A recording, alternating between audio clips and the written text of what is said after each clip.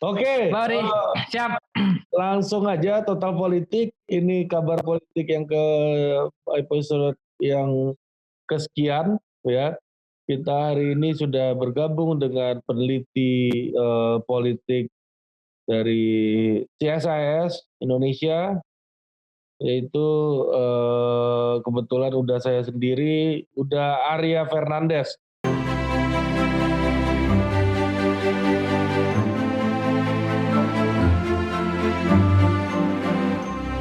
Oke dah, ini kita masuk tema kedua soal pilkada nih. Siap. Jadi kan belum jelas juga ya sebenarnya kapan pilkada akan diadakan. Ya, kemarin kan di rapat RDP terakhir antara Komisi 2 dengan penyelenggara pemilu, KPU, Bawaslu, DKPP, dan pemerintah dalam hal ini Mendagri, itu merekomendasikan agar pilkada ditunda sampai 9 Desember 2020. Nah, pertanyaan kita adalah apakah waktu penundaan itu ideal, atau apakah waktu penundaan itu sudah, atau apakah situasi penanganan COVID itu sudah reda ketika pemilu ditunda. Kan artinya kalau pilkada dilaksanakan pada 9 Desember, itu tahapan yang ditunda itu sudah akan dimulai pada bulan Juni. Dan pada bulan September sudah dimulai proses kampanye gitu ya. Dan kalau kita lihat prediksi dan forecasting yang dilakukan atau modeling yang dilakukan oleh banyak pihak, memprediksi bagaimana tingkat penyebaran COVID ini, itu sepertinya saya melihat sepertinya tidak mungkin gitu ya, atau cukup sulit pilkada bisa dilaksanakan di bulan Desember gitu ya, karena banyak hal yang akan berpengaruh gitu ya. Pertama adalah soal bagaimana proses coklit dilakukan, karena coklit itu kan harus dilakukan dengan mendatangi pemilih satu persatu, mendata mereka, mencocokkan data mereka gitu ya. Ini yang buat independen ya. Ada interaksi antara petugas di lapangan dengan warga gitu ya. Kemudian dan coklit itu memakan waktu yang cukup lama juga dan panjang. Itu di depan ya. Nah, kemudian belum lagi proses kampanye yang juga membuat adanya interaksi antara pemilih dengan pasangan calon ya. Dan kalau kita lihat memang ada sebenarnya KPU sudah mengusulkan beberapa skenario penundaan. Skenario pertama itu dilaksanakan pada bulan Desember, kemudian ada skenario yang dilaksanakan pada bulan Maret gitu ya, atau skenario ketiga adalah skenario dilaksanakan pada bulan September 2021. Nah, di antara skenario-skenario itu, ini kan pelaksanaan pilkada ini mengacu pada undang-undang pasal 206 gitu ya, di mana di pasal tersebut sudah ditetapkan waktu pelaksanaan pilkada pada bulan Desember. Nah, opsinya kan ada dua. Opsi yang pertama adalah dilakukan revisi terhadap undang-undang tersebut. Berarti kan DPR yang akan melakukan revisi gitu ya. Tetapi kalau kita lihat situasi tersebut kan tidak dimungkinkan akan dilakukannya revisi. DPR harus sidang gitu ya, dan proses revisi rapatnya susah ya. Proses revisi itu kan memakan waktu yang lebih lama. Nah, skenario yang kedua nggak ada corona aja susah itu. Sudah susah ya. Iya, nggak ada corona aja susah, apalagi ada corona nih. Iya benar. Jadi yang cepat memang Perpu. Perpu ya. Tapi pertanyaan kita adalah apakah penentuan atau penundaan sampai Desember itu sudah ideal atau tidak gitu ya. Saya sih lebih cenderung terhadap dua skema ini sekarang ini, baik di masyarakat sipil, NGO gitu ya, berkembang dua perspektif untuk melihat ini, soal penundaan ini. Yang pertama adalah perspektif yang mengatakan sebaiknya dalam Perpu nanti itu tidak ada fleksibilitas penentuan waktu. Jadi Perpu tidak menentukan kapan dilaksanakan pilkada, tetapi penentuan pilkada itu diserahkan kepada KPU gitu ya. Nah, tapi ada juga perspektif yang melihat bahwa sebaiknya Perpu langsung mencaratkan atau langsung menetapkan kapan pelaksanaan pilkada gitu ya. Tapi ada batasannya, misalnya selambat-lambatnya dilakukan pada September 2021 dan seterusnya. Ya. Nah, fleksibilitas tadi tergantung bagaimana proses penanganannya. Misalnya kalau pemerintah sudah mencabut darurat nasional, kemudian tinggal disampaikan bahwa pilkada dapat dilaksanakan beberapa bulan setelah setelah pemerintah mencabut darurat nasional. Nah, saya lebih cenderung pada pendapat bahwa sebaiknya waktu penundaan pilkada memang harus ditetapkan secara pasti di Perpu gitu ya. Tapi walaupun ada penetapan secara pasti, tetapi harus juga dibuat kelenturan. Misalnya pilkada dilaksanakan pada misalnya Maret 2021 atau selambat-lambatnya pada September 2021 ya. Karena kalau kita membuat 3 opsi tersebut di dalam Perpu, tentu akan menciptakan satu ketidakpastian baru gitu ya. Kenapa begitu? Karena kan kalau ditetapkan Desember, itu kan tahapan sudah dimulai Juni. Nah, ketika tahapan sudah dimulai Juni, itu kan kandidat sudah mulai bersiap gitu ya. Dia akan melakukan proses mobilisasi, proses kampanye gitu ya. KPU penyelenggara sudah memulai tahapannya, proses pembahasannya sebelum Juni. Belum lagi DPR akan memulai proses pembahasan realokasi anggaran. Belum lagi DPT itu kan? Nah, belum lagi DPT itu. Nah, kalau dibuat fleksibel itu akan sulit gitu ya. Itu menurut saya akan menciptakan ketidakpastian gitu ya. Bagaimanapun karena ini pilkada tentu harus ada kepastian bagi kandidat. Misalnya kandidat akan melakukan fundraising misalnya. Kandidat akan melakukan mobilisasi, akan melakukan kampanye. Kalau tidak pasti, itu kan akan menyulitkan pergerakan kandidat untuk melakukan proses kampanye. Belum lagi kepastian yang kedua adalah kepastian dari sisi partai. Kalau fleksibel dan tidak pasti kapan akan dilakukan, tergantung COVID misalnya, itu kan partai akhirnya menjadi bingung juga mereka, kapan mereka akan menerbitkan rekom misalnya. Kapan dia akan memulai seleksi di internal misalnya. Itu soal sendiri lagi tuh. Soal sendiri lagi. Belum lagi DPR gitu ya. Nah, jadi menurut saya ditetapkan ada waktu yang pasti ditetapkan di Perpu, tapi penetapan waktu itu tentu harus menggunakan indikator-indikator yang jelas juga gitu ya. Misalnya mungkin yang paling dibandingkan Desember misalnya, Desember 2019, 2020, mungkin yang lebih moderat mungkin adalah Maret 2021 gitu ya.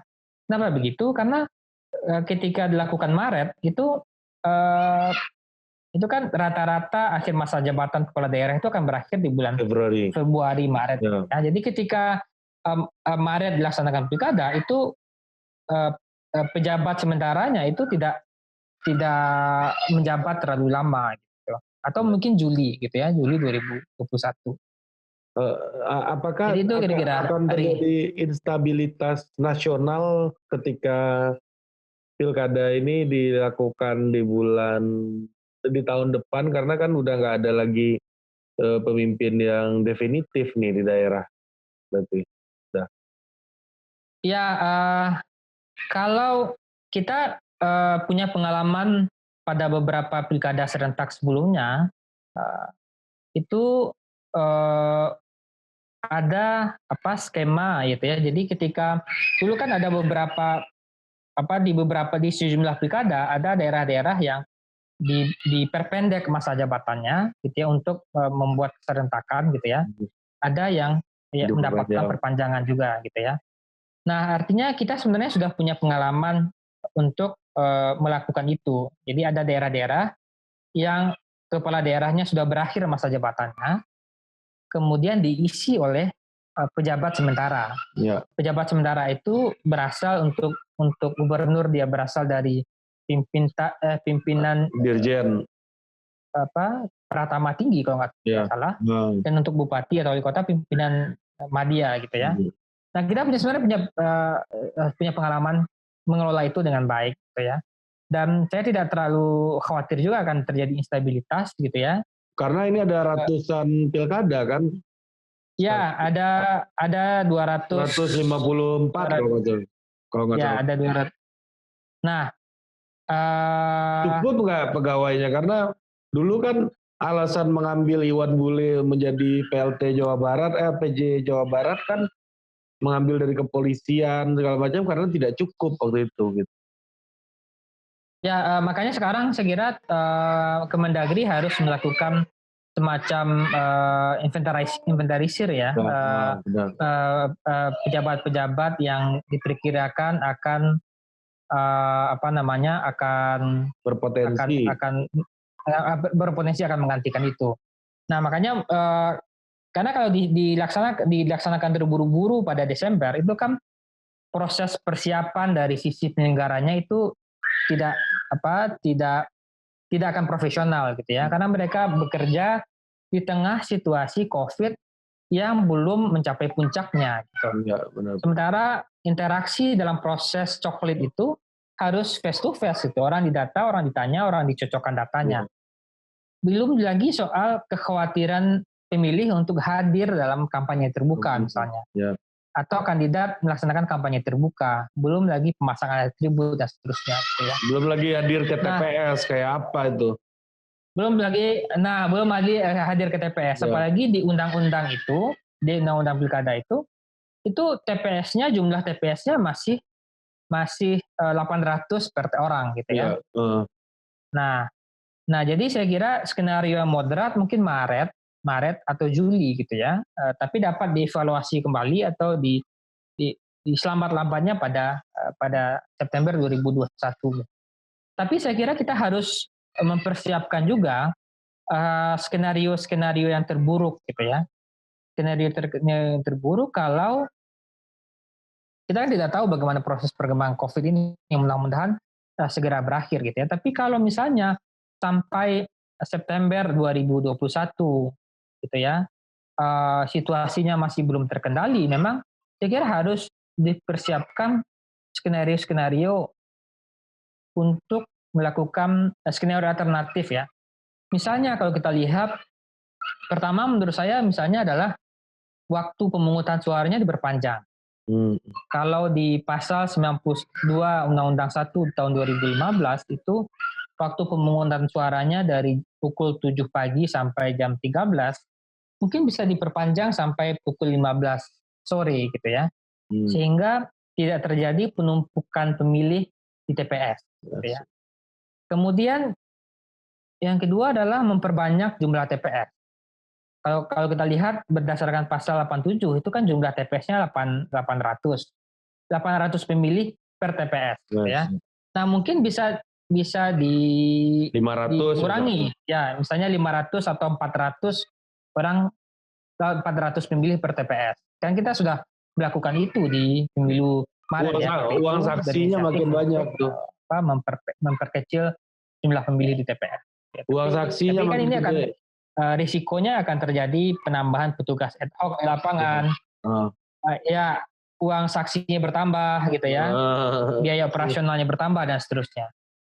Nah, mungkin juga saya kira uang saksinya masih gitu. Nah, mungkin skenario yang lain adalah soal coklit ini gitu ya. Nah, soal coklit ini kan daerah-daerah yang melaksanakan pilkada nanti mungkin 2021 gitu ya. Mereka kan sebelumnya sudah pernah mendapatkan atau pemilih itu sudah dicoklit pada 2019 gitu ya, di pemilu nasional.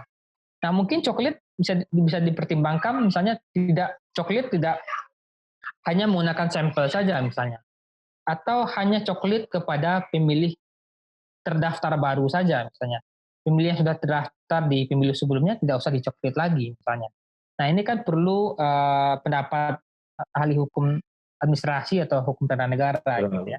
Oke, udah Arya, ini pertanyaan terakhir nih dah soal diskusi kita hari ini.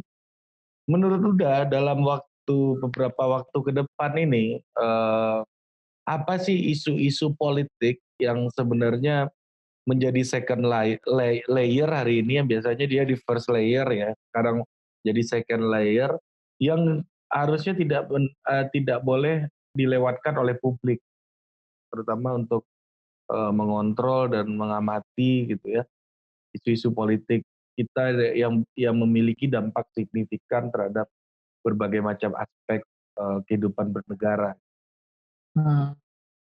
Baik, saya kira belajar dari penanganan COVID ini, mungkin publik akan atau akademisi atau publik gitu ya, mungkin akan melihat lagi aspek penting dari atau melakukan evaluasi yang cukup besar dari sisi pelaksanaan otonomi daerah gitu ya. Nah, terutama dari sisi bagaimana tata kelola pemerintahan di tingkat lokal dilakukan dengan baik gitu ya. Bagaimana pelayanan publik gitu ya. Bagaimana soal komitmen kepala daerah terhadap isu-isu publik gitu. Nah, COVID ini kan menunjukkan kepada kita sebenarnya bagaimana kepala daerah bekerja di bawah gitu ya. Bagaimana mereka mengkoordinasikan seluruh pemangku kepentingan di daerah untuk paling tidak menekan penyebaran angka COVID. Jadi ke depan saya kira isu-isu soal tata kelola pemerintahan, soal performa kepala daerah gitu ya, itu akan berada pada akan bisa menjadi top isu yang akan diperbincangkan publik ya. Apalagi ke depan saya melihat bahwa kepala daerah yang kembali akan mencalonkan di pilkada mendatang, itu publik akan dengan sangat serius memantau bagaimana mereka bekerja gitu ya. Kalau dia bekerja dengan baik, tentu akan memberikan insentif secara politik. Mungkin peluang keterpilihannya di pilkada mungkin akan besar. Tapi kalau dia mengelola isu COVID ini tidak baik gitu ya, misalnya proses distribusi bantuan pangan tidak merata, kemudian bagaimana kesiapan sistem kesehatan di tingkat lokal itu tidak baik, mungkin dia akan mendapatkan disinsentif gitu. Nah, yang kedua yang saya lihat adalah yang mungkin juga akan menjadi penting ke depan adalah isu-isu soal proses pengambilan kebijakan, gitu ya. Nah, atau soal leadership tepatnya gitu ya, soal kepemimpinan gitu. Nah, kita melihat dalam situasi penanganan COVID ini, bagaimana sejumlah regulasi soal penanganan itu saling bertabrakan gitu ya. Beberapa diantaranya bertabrakan. Misalnya kita punya undang-undang kedaruratan nasional yang memberikan ruang yang besar bagi BNPB misalnya untuk melakukan proses penanganan bencana, baik bencana alam maupun non alam gitu ya. Tetapi beberapa regulasi lainnya justru dalam hal COVID justru juga memberikan porsi atau wewenang yang besar misalnya kepada kepada Kementerian Kesehatan gitu ya dengan untuk menerbitkan PSBB ini gitu ya. Dan sejumlah regulasi kemudian misalnya kepala daerah sudah menerbitkan regulasi soal PSBB. Tetapi koordinasi juga lemah sehingga Kementerian Perhubungan misalnya punya pandangan yang juga berbeda gitu ya. Nah, ke depan saya kira isu-isu soal kebijakan publik gitu ya, soal leadership gitu ya, ini akan menjadi isu penting juga dalam perilaku pemilih ke depan gitu ya. Orang pemilih sudah mulai bergeser tidak lagi melihat pendekatan psikologis misalnya apakah dia ramah atau tidak, tapi mulai melihat track record, mulai melihat leadershipnya, mulai melihat kemampuannya gitu. Saya kira itu yang menjadi pelajaran penting bagi kita melihat dalam proses penanganan COVID. Nah, misalnya ada seperti hal yang terkesan agak dipaksakan seperti Omnibus Law gitu misalnya.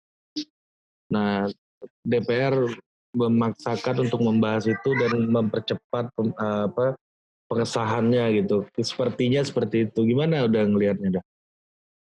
Nah, sekarang informasi ini lambat laun atau informasi ini semakin terbuka setiap hari gitu ya. Jadi setiap informasi penting itu tidak lagi bisa ditutup-tutupi gitu ya. Jadi orang atau terutama kelompok milenial itu mulai punya kepedulian untuk